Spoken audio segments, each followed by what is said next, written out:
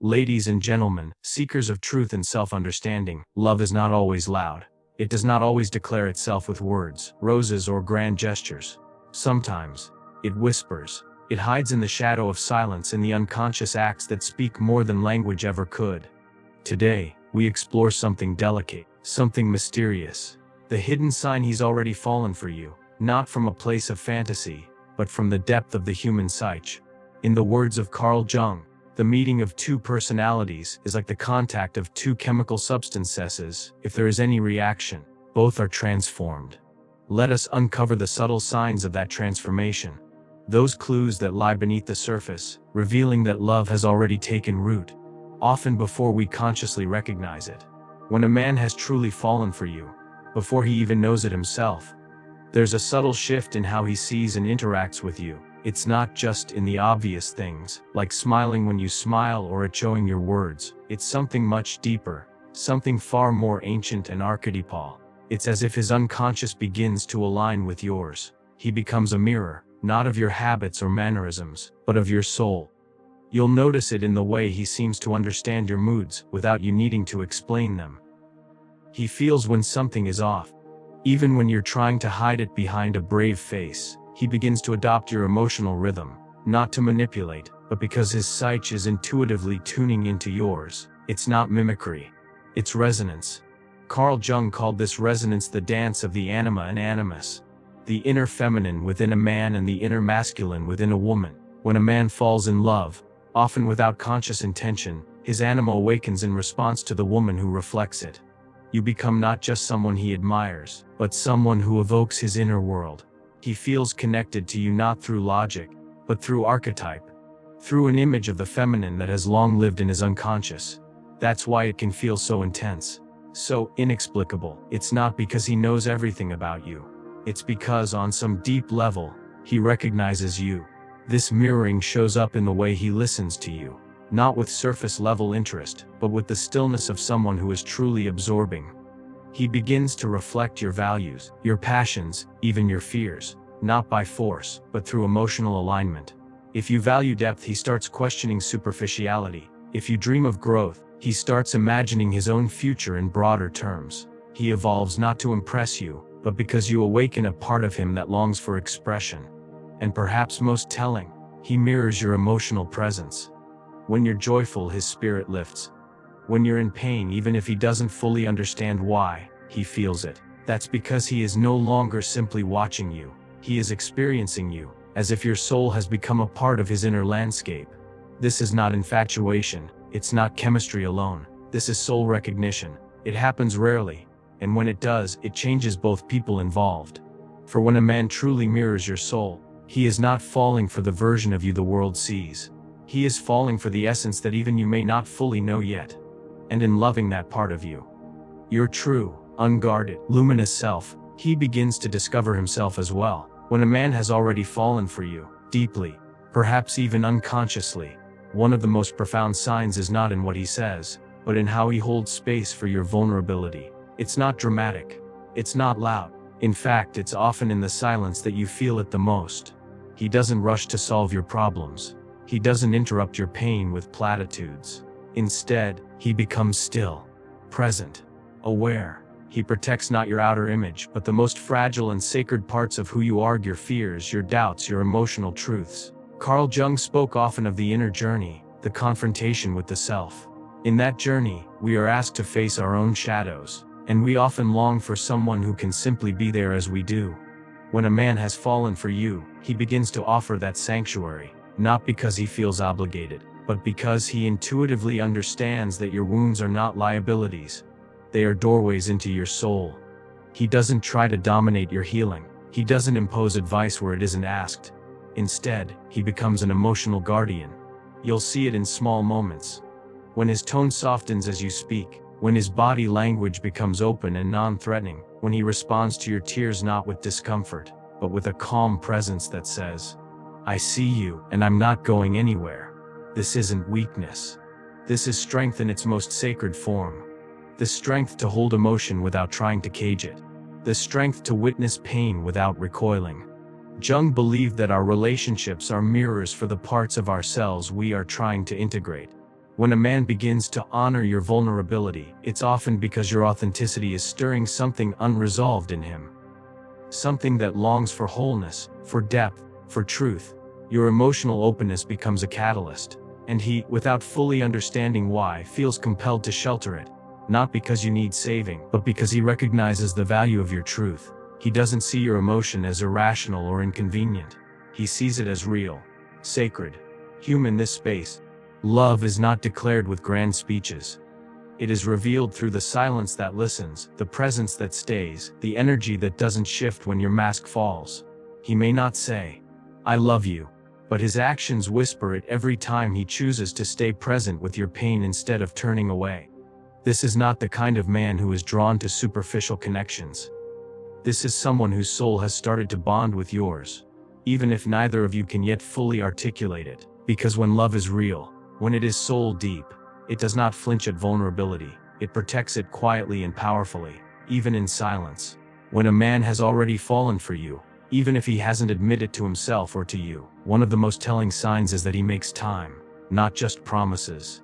Time, unlike words, cannot be faked.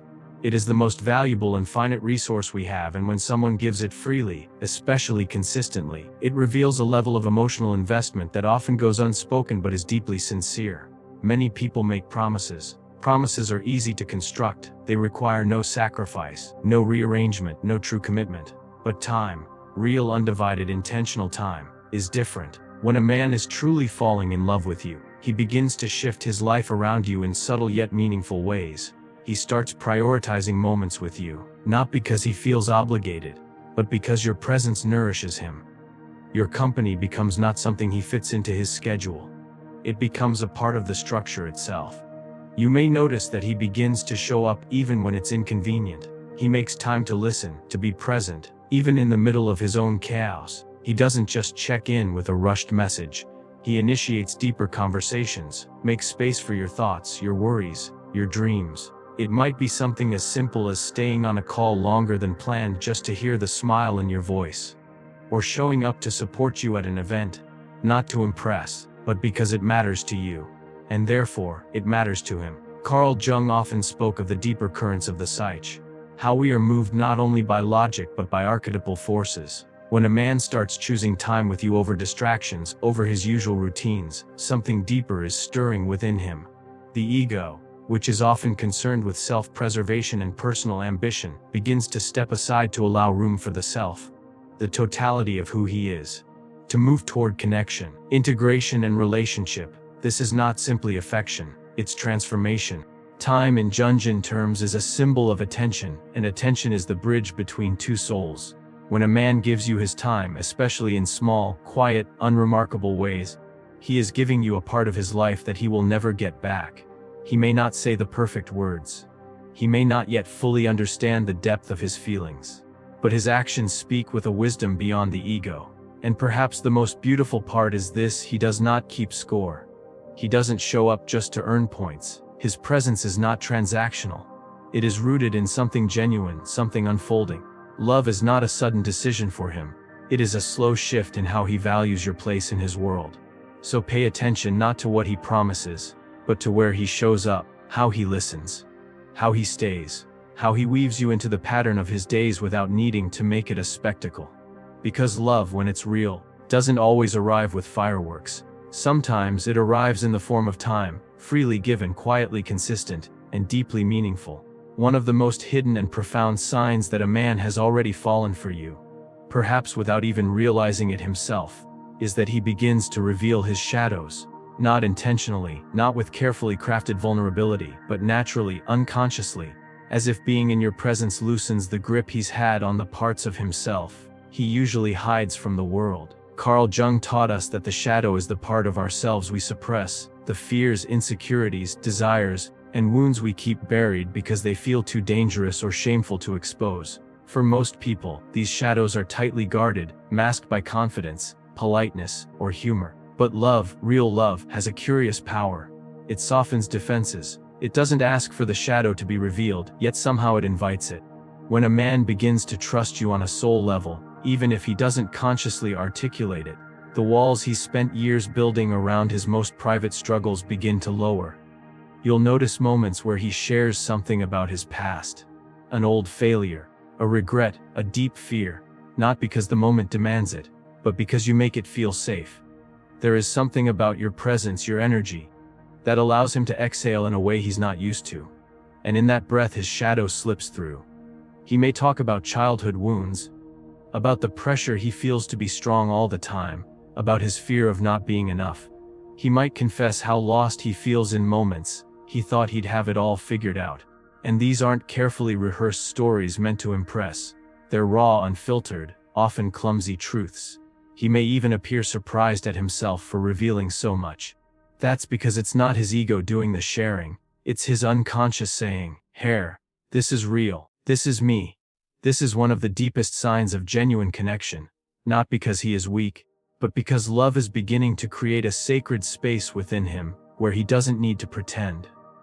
He doesn't have to armor himself around you. He doesn't have to be the flawless version of who the world expects him to be. Instead, he is beginning to allow you to see him. Not just the man he shows others, but the full spectrum of who he is. In Jungian psychology, this act of revealing the shadow is not only a sign of trust, it's a step toward wholeness. When we integrate our shadow, we become more authentic, more human, more real. If he is revealing his shadow to you, it means that something within him longs to be seen, not just accepted, but understood, and he believes, on a level deeper than words, that you can hold that truth without turning away. This kind of vulnerability cannot be forced. It cannot be scripted. It only emerges when love reaches a depth that touches the unconscious. And when that happens, the soul begins to speak its language. The language of honesty, imperfection, and surrender. So when you witness these moments, when he shares his shame, his guilt, his fears, know that you are not just hearing confessions.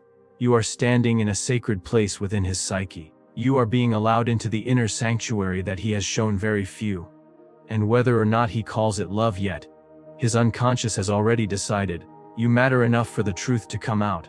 Because love is not only about light, it is about meeting in the dark and saying, even here, I see you. Even here, I stay. When a man has truly fallen for you, quietly, perhaps even without realizing it, there comes a moment when his entire being begins to soften in your presence. His guard drops, his need to perform or impress fades, and he simply is. You notice it not in dramatic declarations but in the calm, unspoken comfort that grows between you. He begins to feel at home when he is with you, not just physically, but emotionally, psychologically, even spiritually. Carl Jung spoke of the self as the totality of a person's psyche, something we strive to become more conscious of through the journey of individuation. Along this path, we encounter others who reflect back parts of our deeper nature.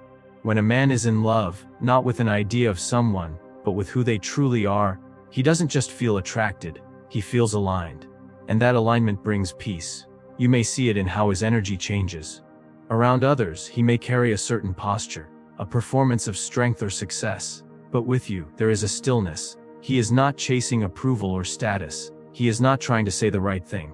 With you, he can exhale. He may laugh more freely, sit in silence without discomfort, open up without fear of judgment. It's as if something in him recognizes something in you, a familiarity not born of shared experiences, but of something far older, something archetypal. He feels safe, not because you promise never to hurt him, but because your presence does not demand he be anything other than himself. And in that safety, he finds rest. In a world where men are often taught to wear masks of control, confidence, and certainty, the ability to simply be without effort is a rare and powerful experience. That is what it means to feel at home, not in a place but in a person. This feeling isn't just emotional, it's energetic. His nervous system relaxes, his mind quiets. The internal weight he carries seems lighter when you're near. He might not even understand why. He may not be able to express it in words. But somewhere inside he knows, this is different. This is not just someone he likes or is interested in.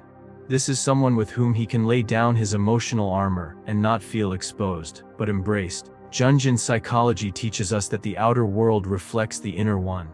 When someone begins to feel at home in another, it often means they are moving closer to their own inner wholeness.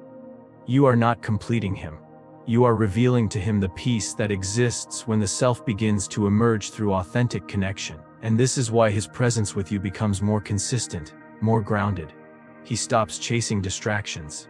He doesn't need to be elsewhere.